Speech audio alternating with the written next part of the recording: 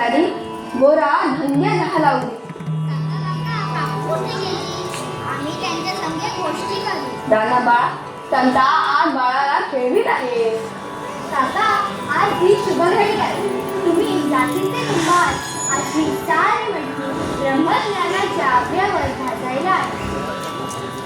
बाळा ही सारी त्याचीच करी. त्याच्या परते परब्रह्म ते कोणते जळी स्थळी काष्टी पाषाणी माझा पांडुरंग ठरला आहे. या नेण्याच्या ओवी ओवीत माझा पांडुरंग आहे. हो, आम्ही पाहिला विणाला नामदेव एखादी गवळण तो निवृत्ती दादा ज्ञान दादा भजन म्हणते.